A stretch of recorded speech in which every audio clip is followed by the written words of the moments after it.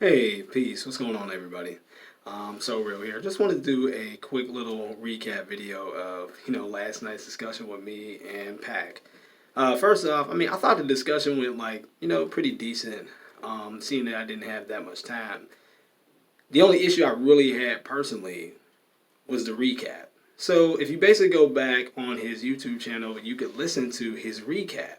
Once again, I thought the debate dialogue, I think it went fairly well for a start. And I'm hoping that we would have another one. Why do I say hope instead of guarantee? Well, because if you listen once again to Pac's recap, he doesn't sound like he would want one. So first off, the first issue that I have with Pac's recaps overall in general is that he does the same thing that a lot of other people suffer from when he paints a certain picture of people in his Facebook posts. Pac is very good at simply taking any situation and painting it in such a way, and he hopes that basically people will blindly follow him. So what I'm about to do, and he knows what I'm about to do because I do this all the time with the Facebook posts, and eventually when he's caught, he just stops and he says, "Peace and light," which he'll probably do this video. So the first issue is, for those that blindly follow what he's saying, just analyze what he says. The first thing he says is that, you know what? I'm really disappointed and let down that Matt really just didn't have the time. He spoke about the timing and things like that. And, if you didn't have the time, then why did you even set this thing up? And then he concluded that, you know what? I also think that Matt is actually running. I don't think it's genuinely that thinks that he has like a time. I think he's running. And so the first issue is this. What Pac did not tell you, and this is what I'm talking about, and he knows this.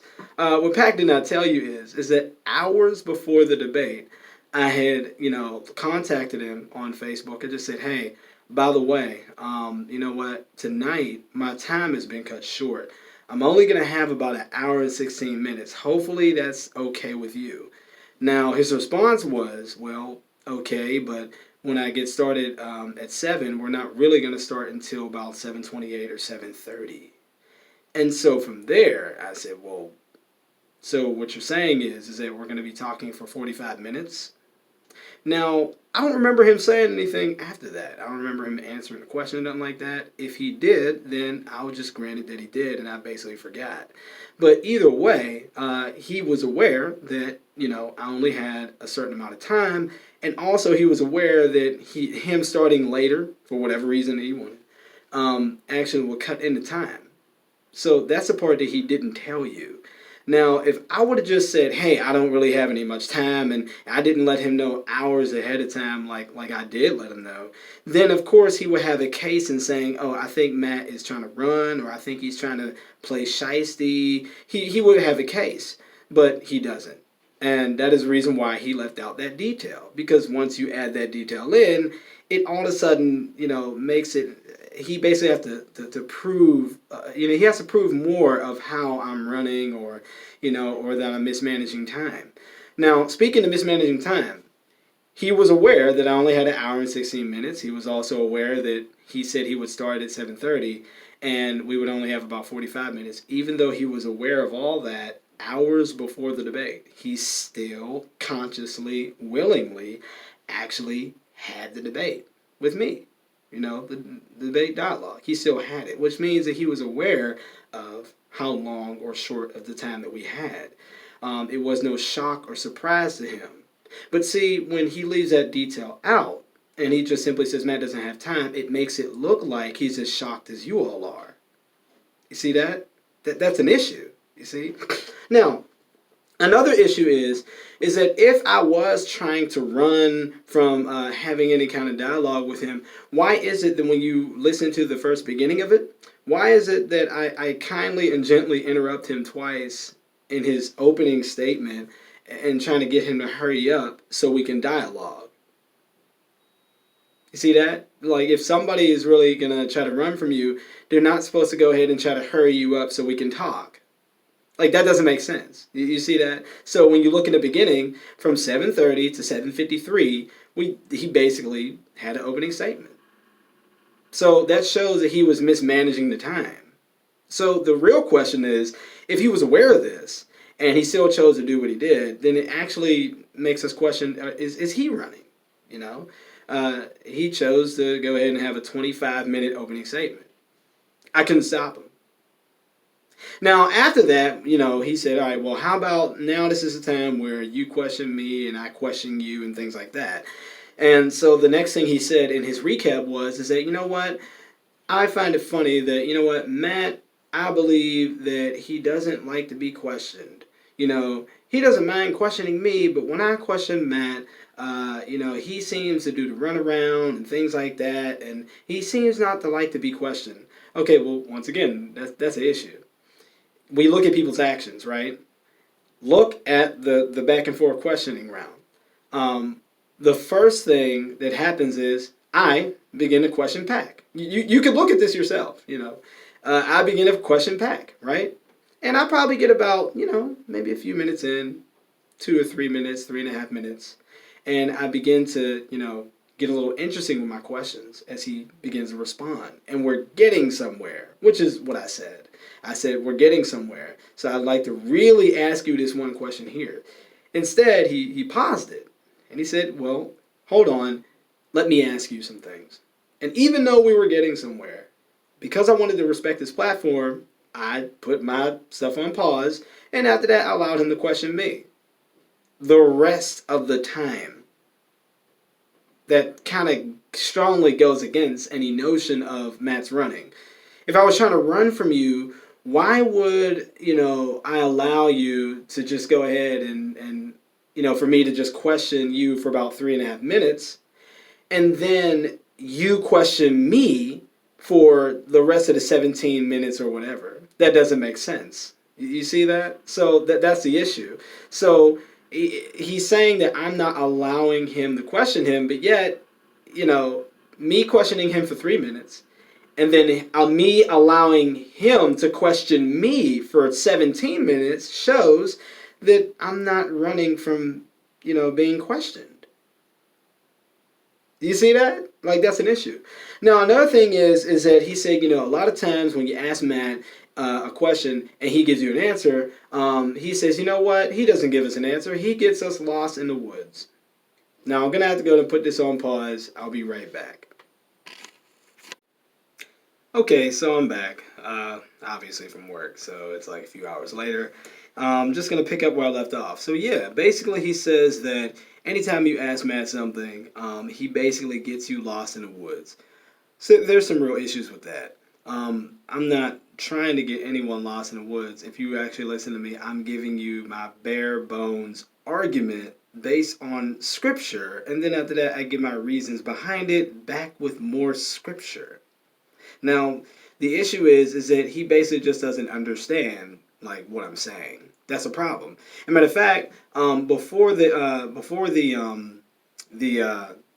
debate, hours before the debate, matter of fact, almost a day before the debate, or no, I think it was just like hours before the debate, he had said that he actually did not understand me, and which is the reason why he wanted me to lay it out in a summary. And this is on Facebook for everyone to read if they want to.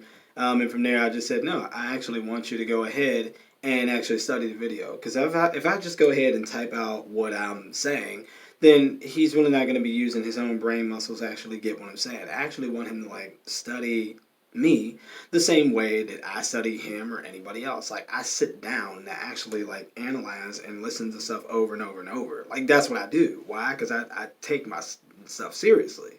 You don't see me saying, oh, can you break that down for me, blah blah. No, at most I'll ask questions. But yeah, so that was another thing. So he just simply does not understand my position at all.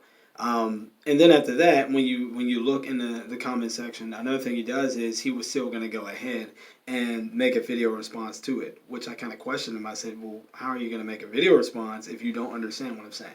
So basically, because he didn't understand what I was saying, and he wrote it off as me getting people lost in the woods, like, for mature more of like scholarly conversations, you're supposed to go ahead and out of maturity and honesty and say, hey, I don't understand what you mean.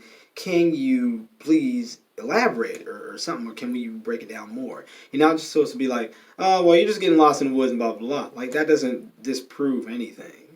That just shows how ignorant you are of the person's position and what they're trying to say to you. So another thing is that I actually worked with him, right? I didn't keep anything I said a mystery. There was times, there's a point in the video where you can listen where as I was explaining myself, he said, stop, pause, pause.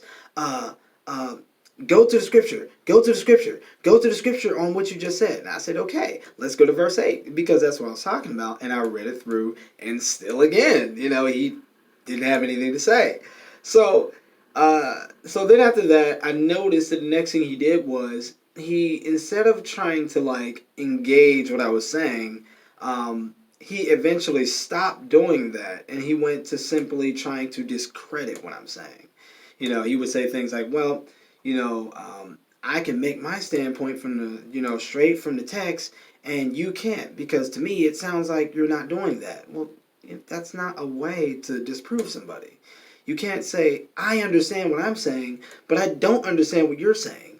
And this is my conclusion on what you're saying, even though you just said you didn't understand what I'm saying. Like, this is not a way that you actually have a dialogue with someone. So, if I don't understand what someone's saying, I just don't do that. Another thing he tried to do was, by discrediting what I'm saying, is he tried to say, well, you know what? You can't literally find the phrase, royal law of Christ, literally verbatim in James 2. So, therefore, what you're saying is wrong. And I said, well, of course you cannot find the literal phrase, royal law of Christ in the scripture. I said, I agree with that. The part I don't agree with is that you can't find the teaching in it. And so that's the part when I went to verse 1 and I showed him why I was saying what I was saying. And from there, once again, his response was a little fuzzy. And I just personally think that the more he begins to understand my position, the more he'll like kind of back away. Now, after that, obviously, I had to go. And from there, he did his recap. And one last thing I want to say is that I find it funny that he thinks that I'm trying to run, when in reality, I could just simply say, well, he's trying to run. Like, I could say that if I wanted to, but I'm not going to say that. You know what I mean? I could come to a logical conclusion he's trying to run. Why? Because, well, he has said that, in the recap video, he said, well, you know what? I'm not sure if I want to continue to entertain this because me and Matt have had plenty of discussions before, and you know what? At this point, I don't see it going anywhere. I'm sure I'm not going to entertain it. But then after that, there was a part in his recap where he kind of changed his mind. But I could say that he's running. You see that? Because here's the thing: with G-Con, he had like 2 or 3 conversations with him about this one subject, whereas me, he's had one conversation, not even for an hour.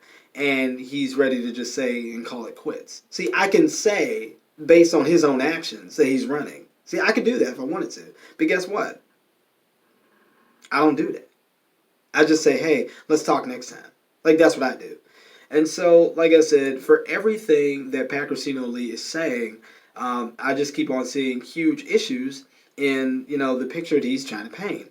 And often when you see a pattern enough of when someone begins to look like what they're trying to paint the other person as, then you have to know that they're doing projection. Projection is when you yourself feel that you are, the very things that you're trying to push onto somebody else.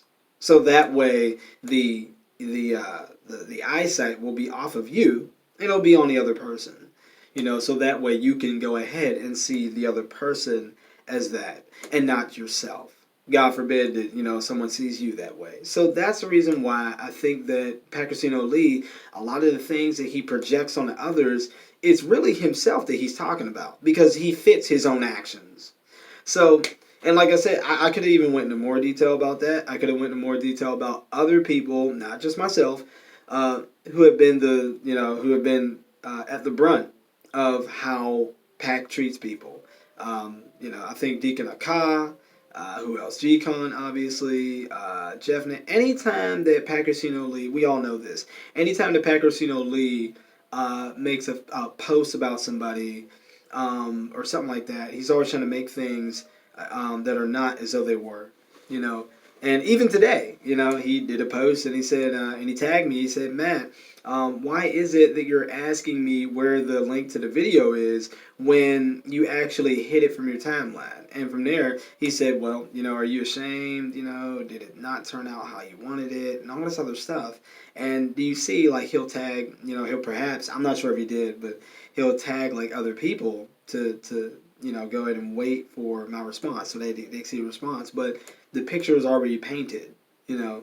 And I simply told him that, well, I end up removing so many tags from my timeline that, you know, I just probably forgot. It slipped my mind. It wasn't like I was, you know, intentionally hiding and all of a sudden being like asking like, oh, where is, you know, the link? You know, sometimes I get mixed up in things, and that's just the honest truth. And then after that, when I told him that, he said he was just pulling my leg. Why? Because he knows I'm extremely honest. So, other than that, that's all I wanted to say. I hope we do talk again. He did say that we are going to talk again, and yeah, I really do think it was a very fruitful discussion. If you guys got any other questions, you can hit me up at matthewsalih@gmail.com. And peace and love. You guys take care.